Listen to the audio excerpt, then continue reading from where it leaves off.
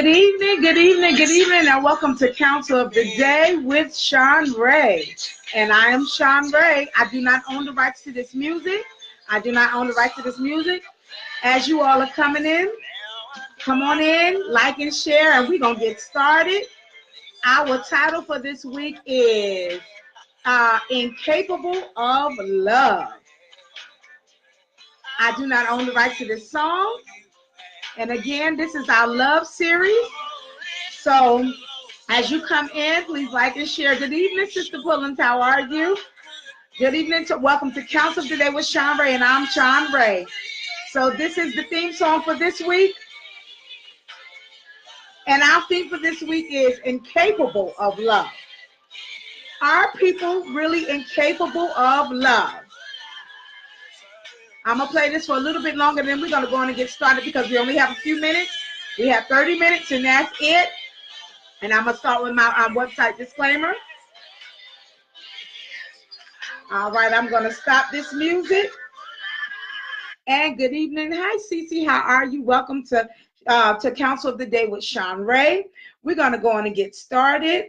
Our topic for this week is Incapable of Love.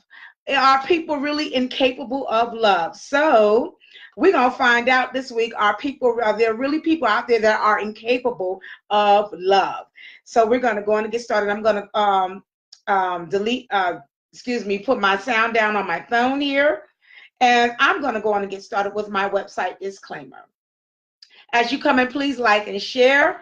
Again, the question of the week is, are people really incapable of love? And we're going to see these findings. There's some findings out there that say that, yeah, there are some people that truly are incapable of love. As you come in, please like and share. Good evening, Brittany. How are you? I'm going to go on and start my disclaimer for this week. So it says, please be aware that due to the nature of the technology that I'm using, there could be no assurance of confidentiality when using this online service. It should also be noted that due to the changes in policy, that all replies are to be used as advisory and informational only, and will not constitute an official determination. Information provided by myself or any other counselor or religious leader are subject to the limitations of current and available material. But the final responsibility for successfully achieving a goal rests with you, the individual. Information online is designed to be helpful, but however, this information changes frequently. So it's recommended that you will consult another therapist, another physician, another specialist, another religious leader to aid in your overall behavioral wellness. So once again, good evening, good evening, good evening, and welcome to Counsel of the Day with Shanrae. I am Shanrae. So I'm trying to see who all, because I'm moving from different technologies here. So I'm going to be watching the comments, and I welcome your comments, your life experiences. I welcome it. So this is an open forum. If you have any experience in the topic that we're talking about, please comment. We will get on that. We will, expound on your reflections on this. So the question for the week is there people really incapable of love?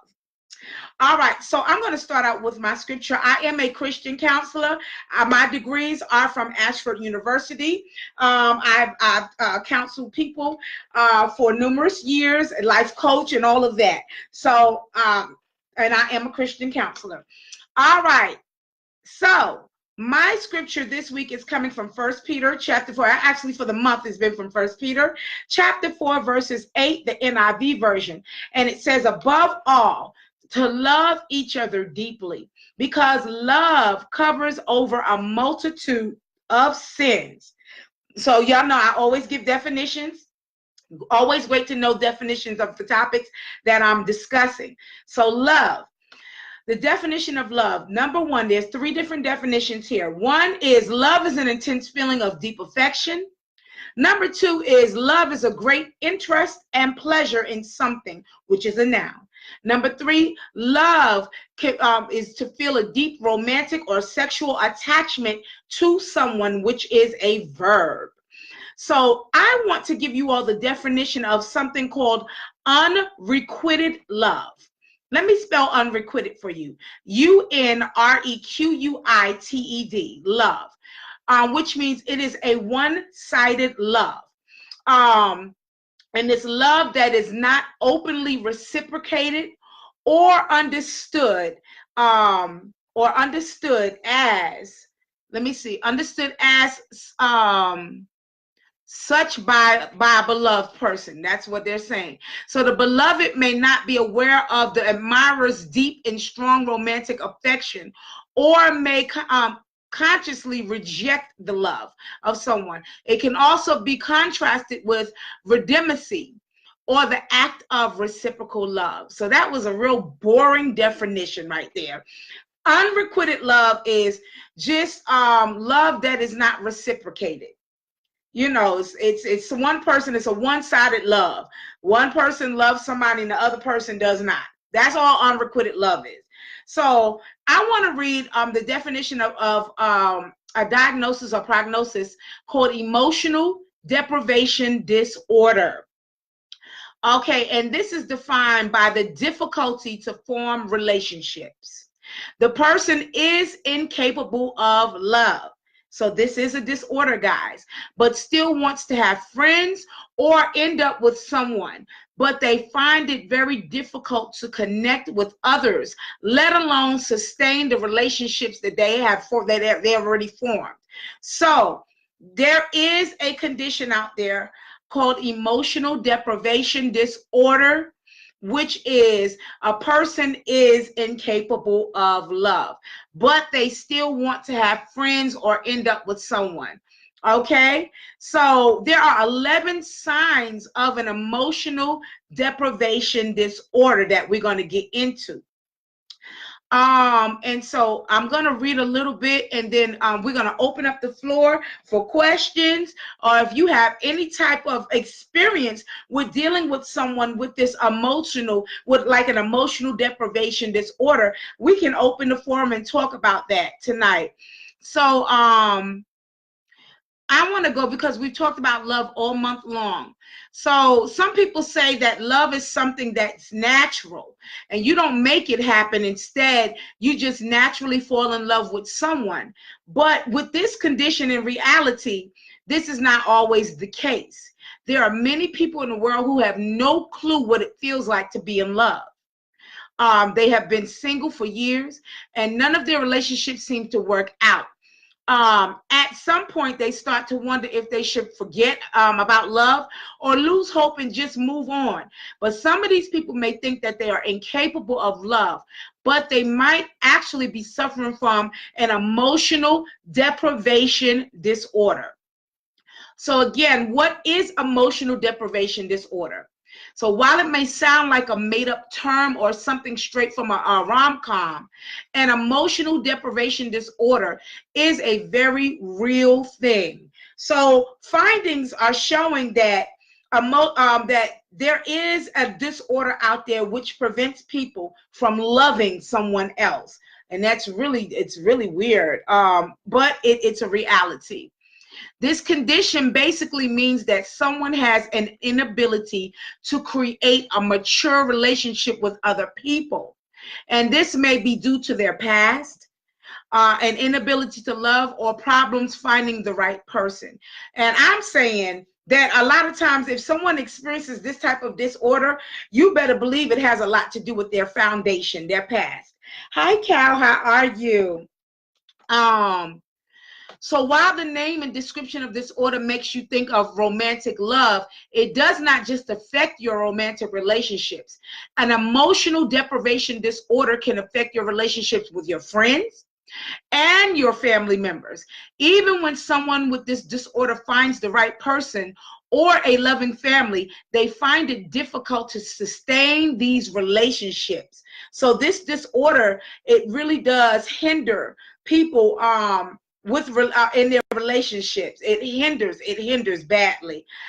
So let's talk about the causes of being incapable to love other people. So, like other mental disorders, emotional deprivation disorder is thought to stem from bad experiences in the childhood. Like I said earlier. Hi, Henrietta. How are you?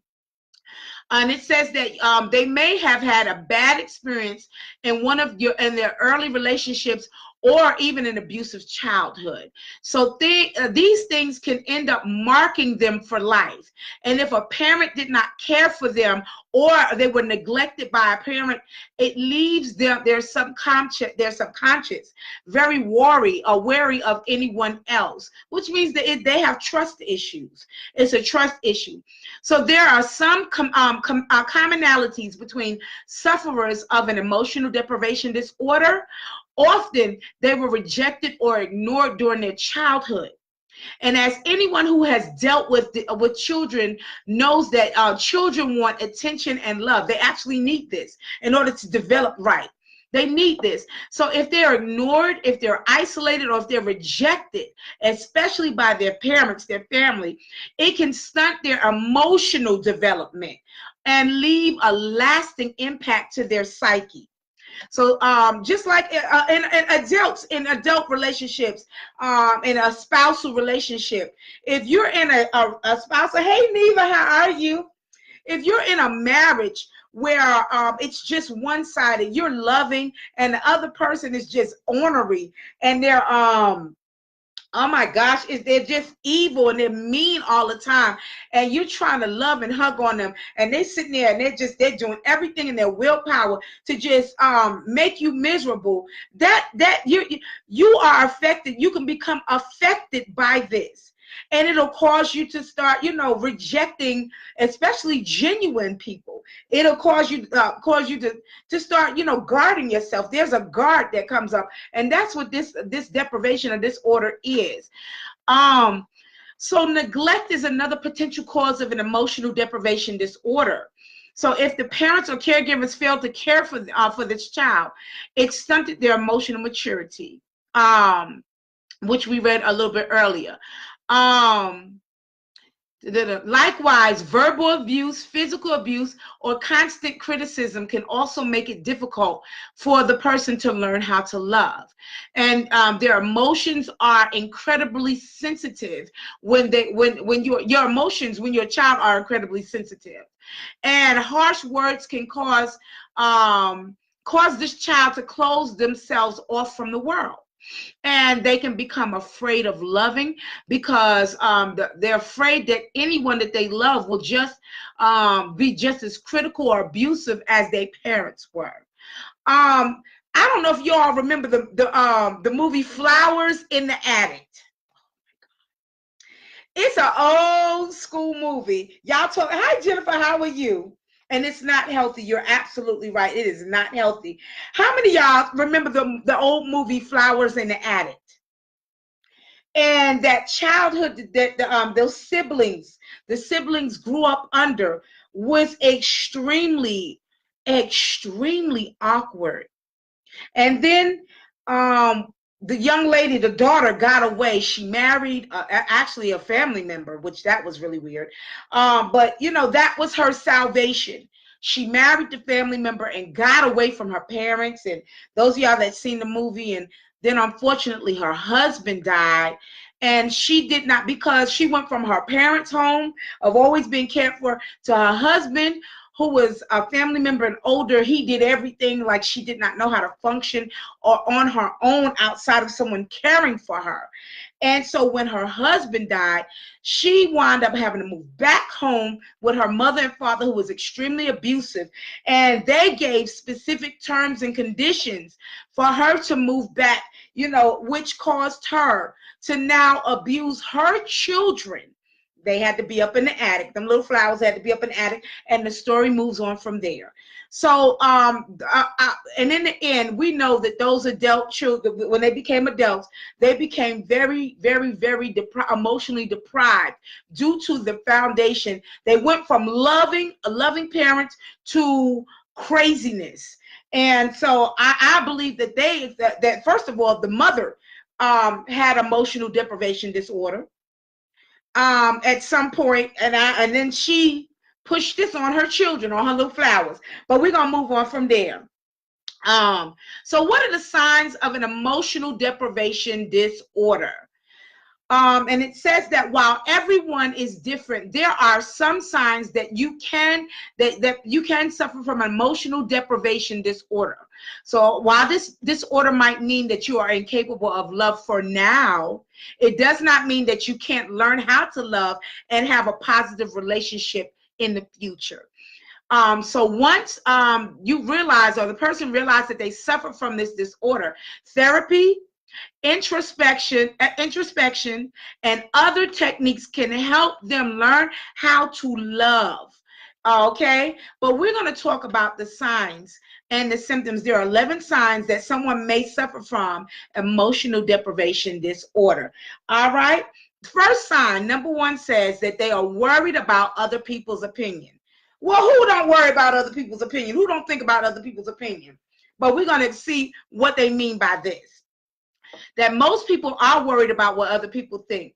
The difference is that a person with this disorder is that they side with the opinions that are the complete opposite of yours, of their own. They may go so far as to change how they dress, how they look, how they act, how they think, just to make other people happy. So that's what they mean by that they are worried about other people's opinions. You know, that they totally do everything that other people tell them to do. Number two, that you are ready to be single forever. That's the second sign of emotional deprivation disorder. What they mean by this is that if they've gotten to the point where they think that they'll be single forever, it might be because of the problems with their ability to love. And if they have this disorder, finding and keeping love can be a very hard task for them. And at some point, they may have decided that it is just easier to forget about love altogether. So the first thing to look out for is that they're worried about other people's opinions, so much so that they're willing to change everything, and just be their little puppet. Second one is that they're ready to I'll just be single forever. The third one is feeling insecure. Now, everybody has some feelings of insecurity, but we're going to speak about how this disorder, what type of insecurity, how this affects them. It says most people feel insecure. But the difference is in this intensity of their insecurities that they blame themselves for everything that goes wrong. That they find themselves criticizing themselves constantly. They think that if they were prettier, if they were smarter, if they was more personable, then they would find love. And these are all signs of insecurities about whether they are good enough for a partner. So this is an intense feeling of insecurity, you know, where they're just criticizing everything about themselves. Number 4 says that they do not enjoy social interactions. So people who suffer from emotional deprivation disorder rarely feel pleasure in social interactions. And because of this, they tend to be loners who live alone. They have solo hobbies, and they spend a lot of time in their own company. So this is a big, you know, like clue. Hi, Miguel, how are you? This is a huge clue. One of the reasons how you can tell a person may have, you know, this deprivation disorder. Number 5 says that they get manipulated a lot. Wow. So this is more of a symptom of other signs that are true sign, well, other signs of true signs of emotional deprivation disorder. And because that they are more likely to criticize themselves and not understand normal relationships, and they have these insecurities, it opens them up to manipulation.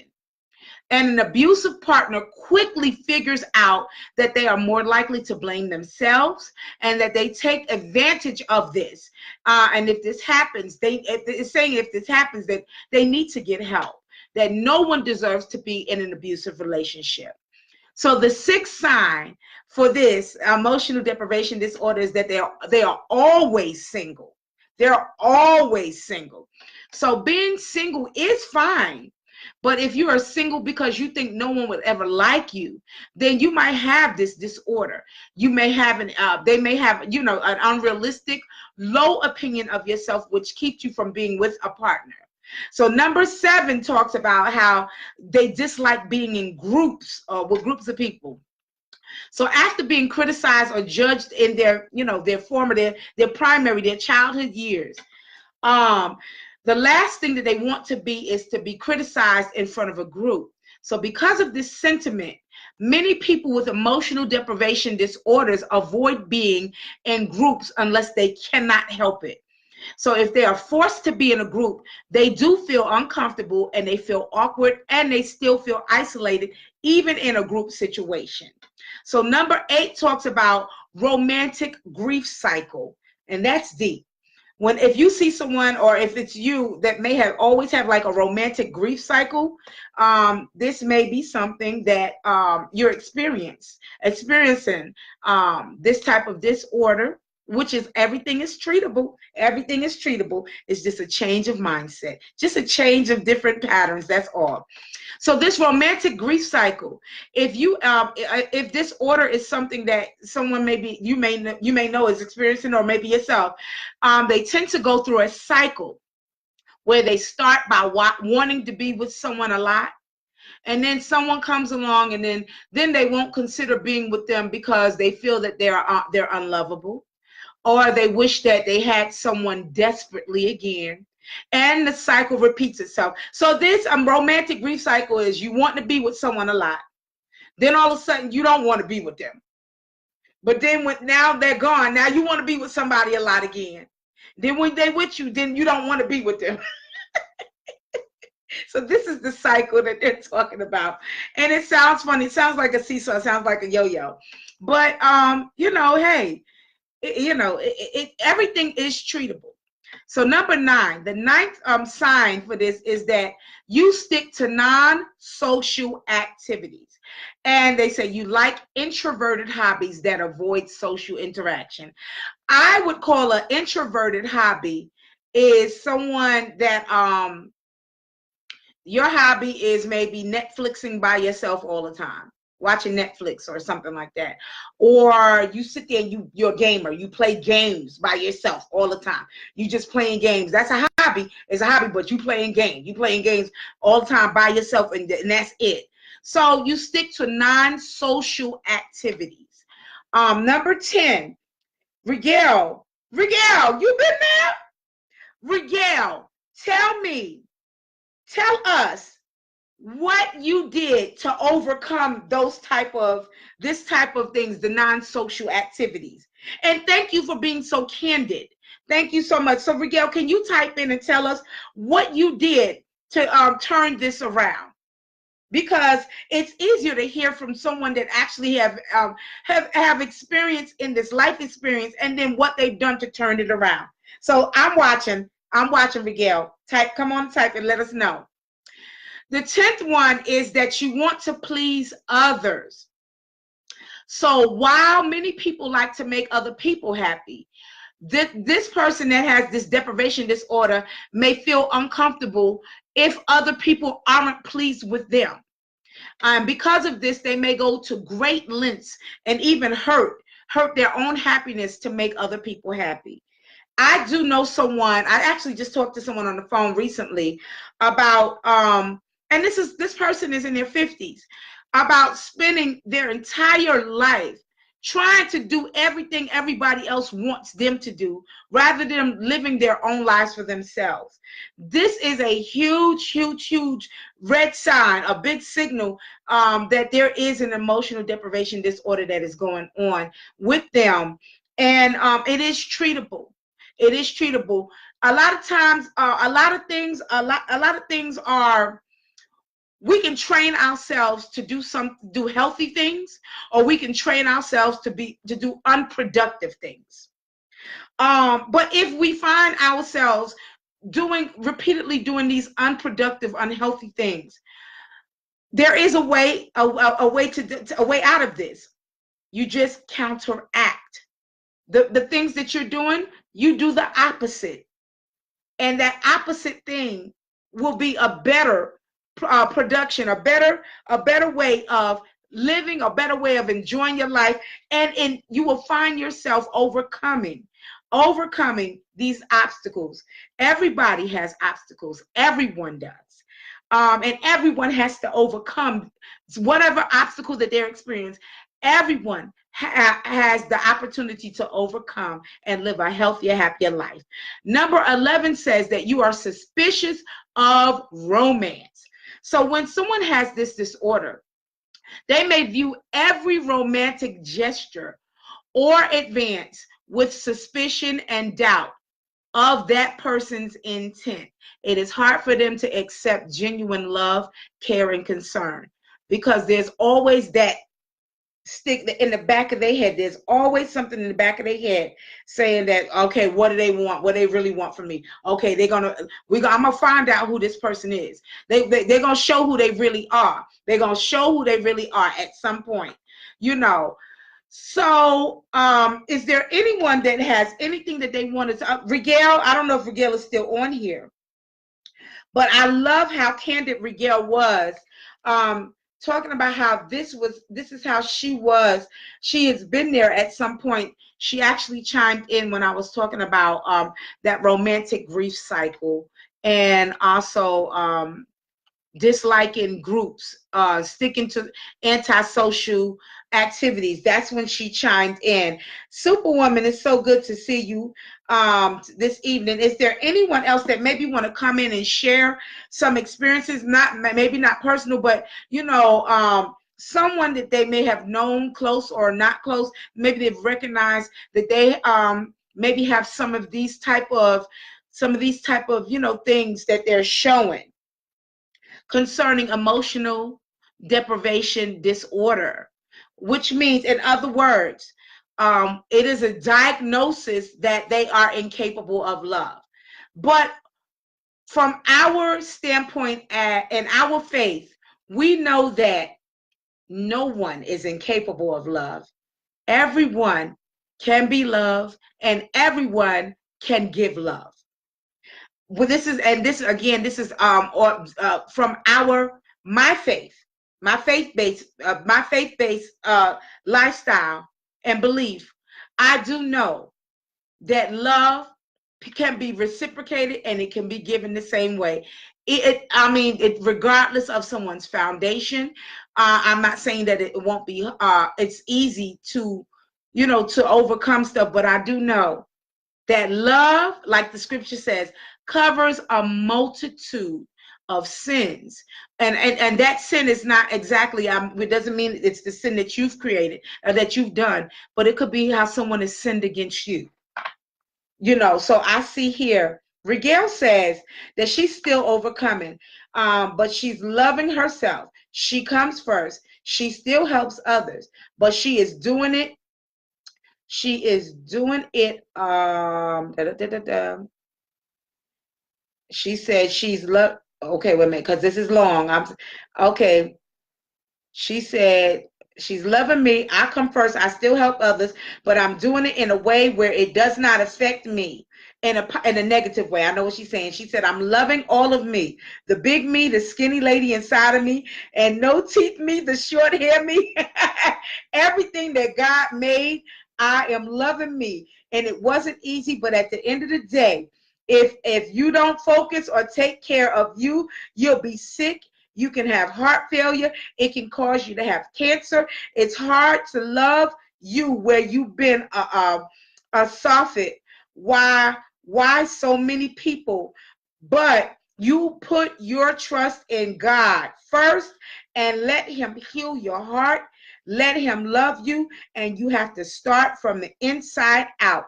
He's the best thing that ever happened to her, Jesus Christ. And Rigel said, that's right. She said, love covers a multitude. Love, love, love. Yes, it does. Rigel, thank you. Thank you for sharing. And I know some of your story because we grew up together. We grew up together, so I know what Rigel has lived through. Neva said, "Good word, Rigel." I know what Rigel has lived through. I know what she's experienced with a lot of things, and I know the overcomer, the overcoming Rigel too. I know that overcoming Rigel. Rigel has always had a awesome sense of humor. Anyone that knows Rigel, she will keep you in stitches. She is so funny, you know, and I know a lot of times she laughed and she helped other people laugh. She helped other people laugh because of the things that she experienced. And laughter is like a medicine. Those of us that are faith believers, we understand that word right there, that laughter. Laughter is like a medicine too. So I am so excited on how Rigel shared she shared with us. I know she didn't go in depth, but it was funny. Even what she said, the no teeth, Rigel. Rigel, you ain't the only one. Look, as we get older, girl, stuff happens to us, and we got to start buying stuff. So you're not the only one with no teeth, Rigel. But it is so imperative. It is a beautiful thing when you learn how to love you regardless. Neva said, "Love this. These sessions are good for the soul." Thank you, Neva. And this is what it's all about: healing, healing the world. No more fighting. And you're right. You're right, Rigel. No more fighting. No more fighting. We may not. I used to be, those that know me, like Rigel, have known me my whole life. Superwoman has known me for a few years. Those that know the personal Shanrae, I used to be 440 pounds plus. And I used to, when I was big, when I was that size, I used to tell people all the time, I may not like how I look now, but I do love me. And people used to look at me and say, "What?" And I would tell them, "I don't like my size now, but I can change that. And why you're gonna watch this change with me." But at the same time, I must love me.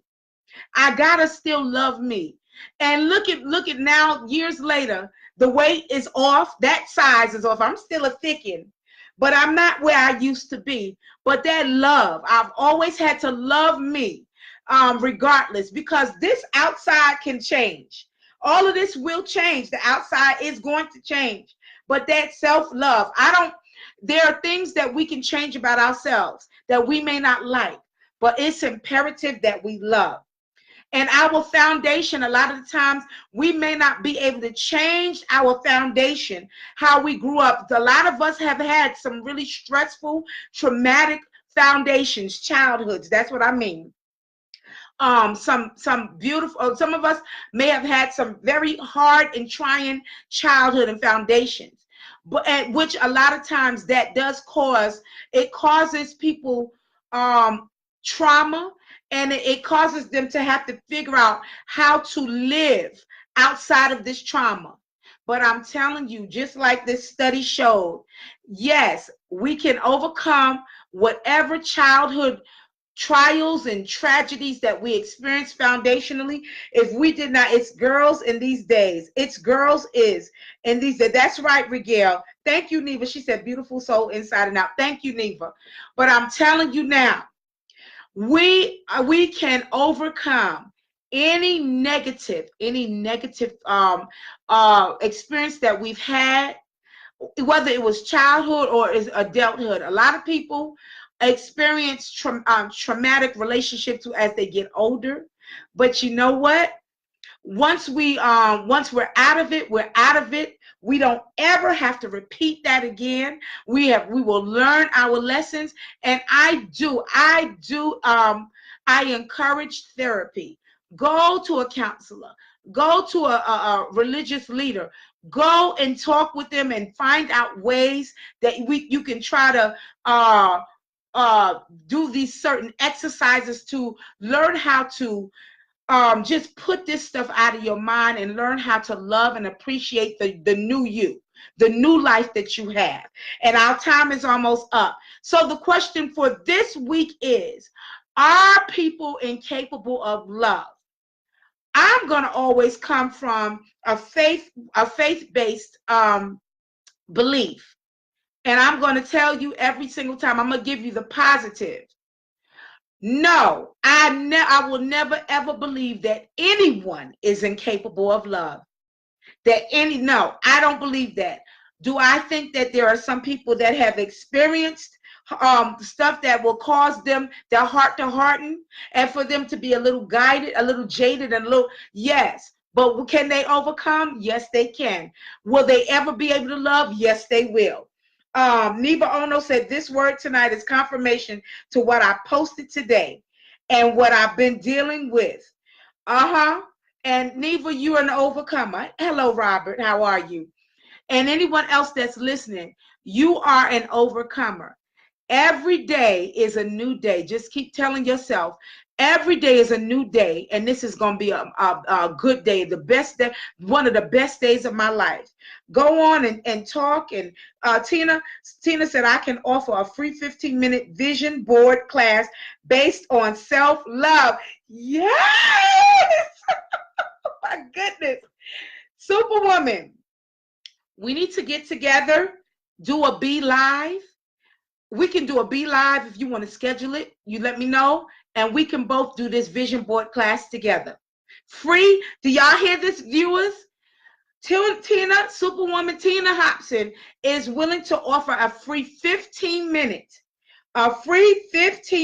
vision board class. I'm in with her. I'm willing to teach this with her. And I'm going to demonstrate it. I will have my vision board ready, up and ready on the board, on the wall, so you all can see it. And we can help you all go through this together. So if Tina is willing to do 15 minutes, I'm willing to do it with her, because that's one of the things that I do during my counsel. We must do vision boards. So please get a hold of us. Let us know, and we will contact you all, and we will let you all know how we'll do this together. If she wants to do it with me. If not, I'm still going to be on, and I'll be willing to do this with her. No. Everybody is capable of love, Rigel said. This is a must share. She said, I am an overcomer. Neva said, yes. Rigel said, Tina, bless your heart. Y'all let us know. Please let Miss Tina know. Let us know. And we will go on and schedule something. If Tina is going to do this herself, I'm still going to be on with her. And I will still have my vision board ready and up on the wall so you all can see it. Tina said, amen. So please put it on here and let us know, and we will contact you. She and I will contact you. And when we will offer this and how we're going to do it. So, all right, guys, I'm going to end this tonight until Thursday. We're going to continue our teaching. Are people incapable of love? Is there anyone incapable of love? And I'm going to tell you, from my belief and from my stand, no. Nobody is incapable of love. Everyone has the capacity to love. Neva said, yes, Miss Tina and Shanrae.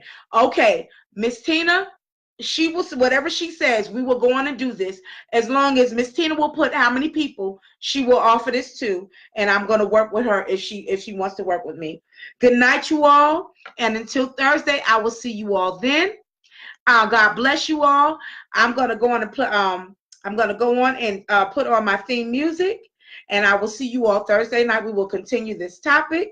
Is there anyone incapable of love? And I'm telling you, no. No one is incapable of love. God bless you all. I do not own the rights to this music. I'm sorry, the music got to come on first. It don't want to play. It don't want to play. Let's see. Well, good night, everybody. Good night. I was trying to get my theme music to play. Jodeci's Do You Believe in Love? All right. Good night, everybody, and I will see you all Thursday. Good night, and God bless you all.